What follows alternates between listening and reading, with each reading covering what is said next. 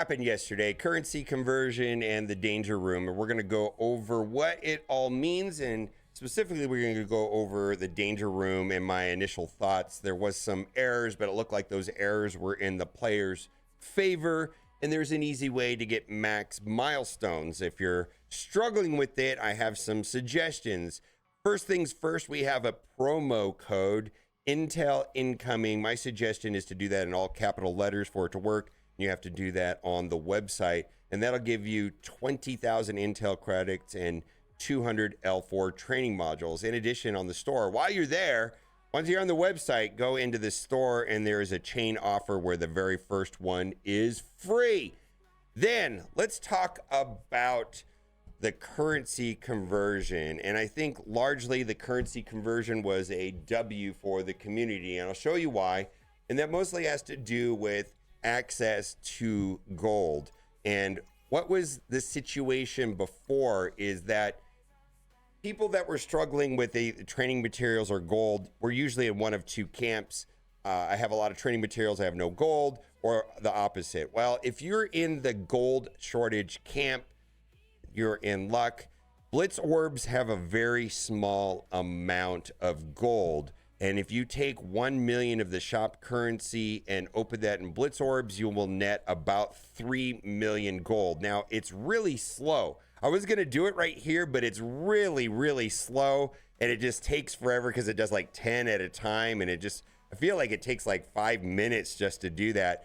But if you were short on gold, now you have an extra way of getting gold. Now, I was deeply worried, if you watched my video from a couple days ago, about what they were going to do with training modules. And I was somewhat extremely annoyed and disappointed that this number was 32, because that meant for every 8 hours, you could only get 32, because we have a very large amount of shop currency and only a limited amount that we can buy per every 8-hour reset, unless we're willing to refresh the store.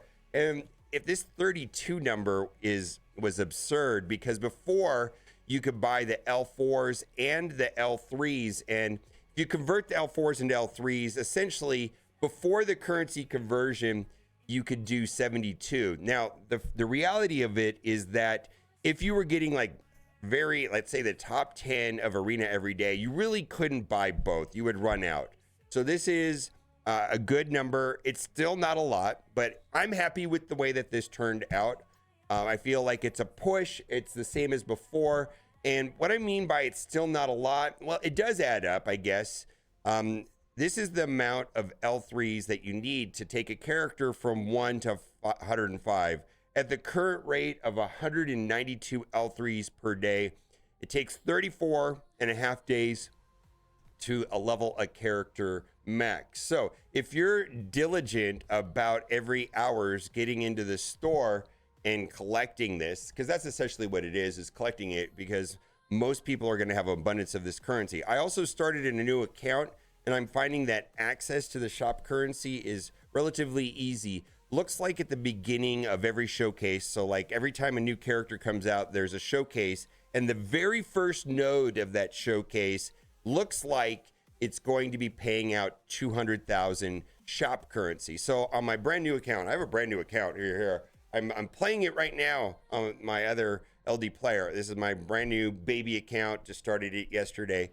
I have good access to shop currency, because that was one of the big concerns, is like, where are we going to be getting this shop currency? How is that going to play out? And in fact, on the first node of the showcases, you could go in and actually farm a small amount of shop currency if that's what you're in need of. So in all, it was a big win for people that need gold.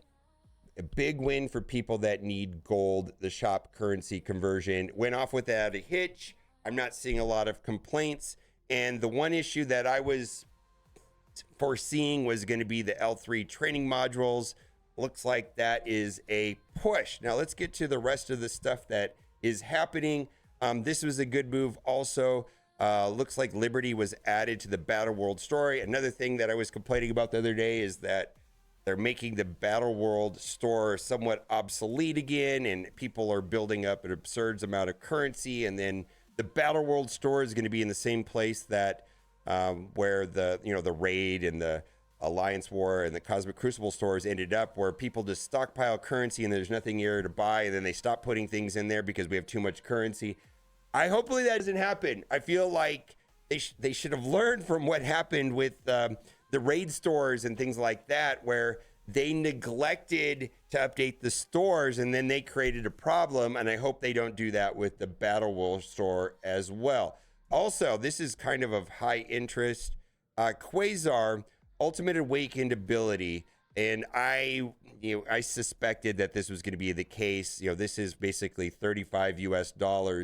Quazar's Ultimate Awakened ability on War Offense, so it only works on War Offense, in some ways is an I win button. So I tested it, and so I tested Quazar without this Awakened ability, and I took Quazar in with Undying, and I had a lot of success beating most team comps. The one team comp that I struggled again was some Odin variant. As soon as I put this on, all I did is the same exact team, exact same setup, everything the same. Only difference is I put this on, I took it from 7 to 8, which turns on the battlefield effect in war, and I was able to beat Odin. Made a video about it, so it's up there. It feels like, for now, on War Offense, this Awakened ability is an I win button. So if you don't care about war, this doesn't matter. If you do care about war and you want to win the match, this will do it, or a lot of them. I'm sure that's not always true, but it felt that way when I tested it, that this was very, very strong. A lot of people have been asking about Quazar's viability outside of Alliance War. Remains to be seen. Right now, I don't think so, because we got 4 yellows. Until we have like 7 yellows and maybe some reds, I don't know if we're going to understand the full power of Quazar. I suspect he's going to be useful in some sort of team that has exposed.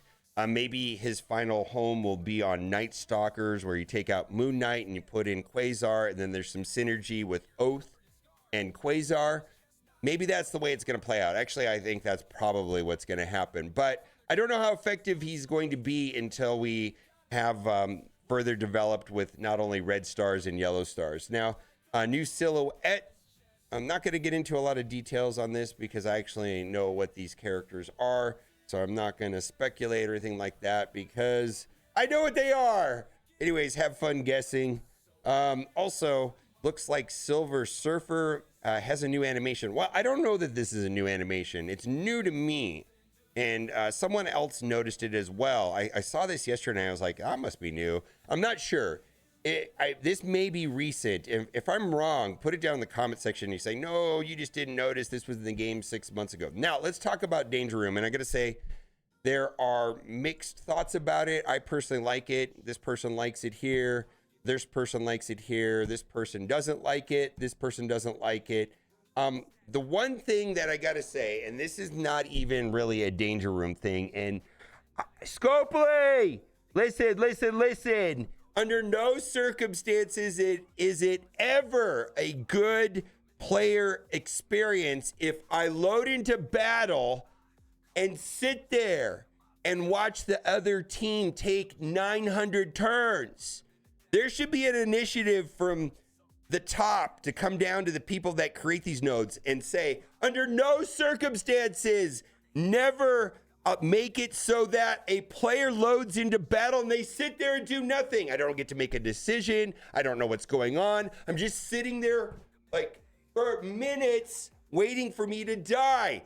Terrible, terrible, terrible game design. Holy moly. Never do that. It's absolutely bonkers. Absolutely bonkers. So that is my only complaint.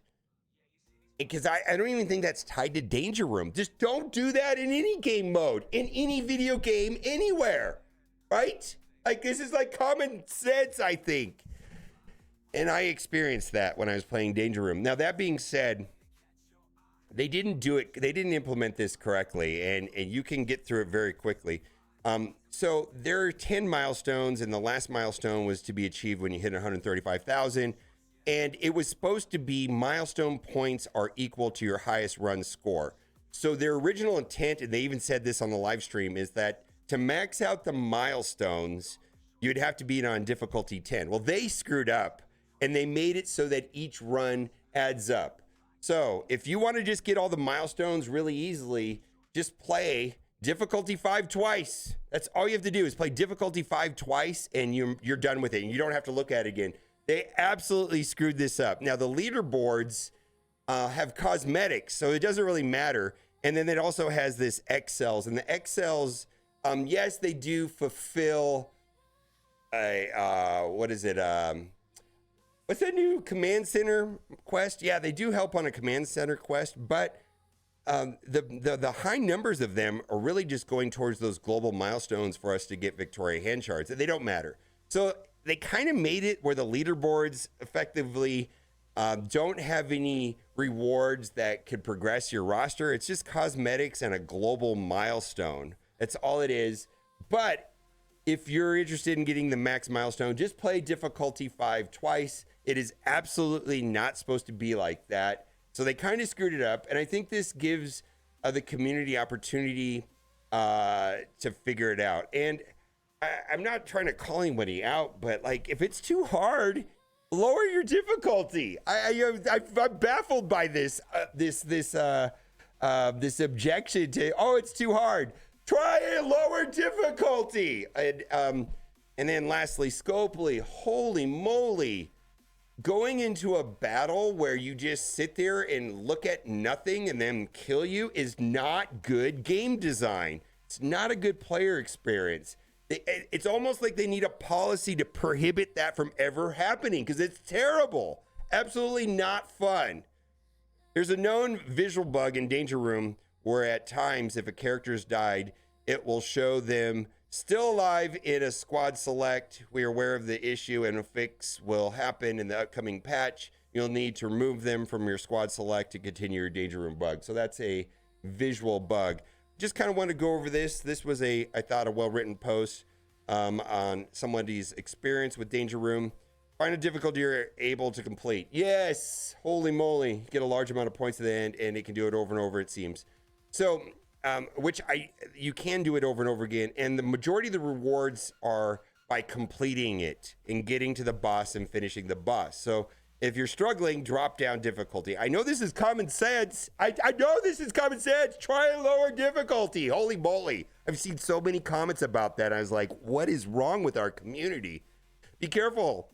Clicking the double sword node. It's an overtuned elite node that gives the yellow tokens to add to scourges. But they can be extremely difficult. I found if you hit them within the first 9 nodes, with the enemies are weaker, you're a better chance of completing. After node 10, I wouldn't bother. It largely just depends on whether or not you got the really good modifiers. I found a couple runs where I just got like the perfect modifiers and it was super easy. And then other runs, it was just nearly impossible. And then what I did is I lowered the difficulty and I had a good experience. Like if you want to be done with this game mode, just play on difficulty 5 twice and you're done. Supply crates are your friend. The mats give you boost cards or even a new character use. Yep, the health nodes give you free heals. They stack to like 100k, so it can help you in harder difficulties if you hoard them. Each run is random, including the heroes you can choose. As far as we know, though, some of the people have noticed patterns. If you get stuck in a run, you can restart, hopefully get better characters to choose. Yeah, there's some one-off characters like Star-Lord and Cyclops, but it's generally just going to be the last 2 teams brought to the game. And so what I was seeing was Thunderbolts and Vigilante as being the main things that you could use. Supply crates give boost cards or even new characters. Yeah, there's a secondary tab.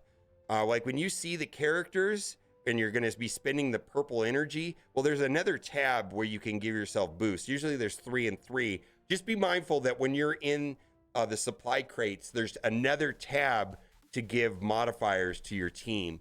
And I wasn't doing that at first. The milestone points are cumulative. They're not supposed to be. So when you find a difficulty you can complete the milestones very easily. Just do difficulty 5 twice. Considering there are like 12 G20 orbs, it's well worth it. Leaderboard scoring is based on best run points though. No, it's just borked. And the leaderboards don't really matter, so it doesn't matter. It's fine. Cards can be pretty great, especially the bleeds on spawn card. Yep. Sometimes can wipe an entire wave without even moving. Yep. Many cards are specifically tuned for certain teams. Yep. So make sure you're aware of what team characters using belong to. And that's kind of the whole point of this game mode, is that it's a little bit random, and knowing how the teams work and getting the right modifiers and using the modifiers that complement whatever you picked out. In theory, that should be a lot of strategy. Right now, I think it's getting like it felt very swingy at times. It's like, wow, I can't lose. Or I can't even take a turn. It felt like it was like extremes right now. There was a modifier, a card that said like enemies can't gain speed bar. That was super helpful. That was super helpful in not having that horrible experience that I described twice already at length. Buffs can give cards good advantages, but random as well. Some do suck. Yep, depends on the run. Just finished difficulty 7 for 73k points. Hey, the mode at first, but now I understand more. It's not bad. Actually, be kind of fun. Absolutely. And you can do difficulty 5, and it'll give you a little more than 50,000. Just run difficulty 5 twice, and you're done with it. From what I can see. Let me know what you think in the comment section. Bye for now.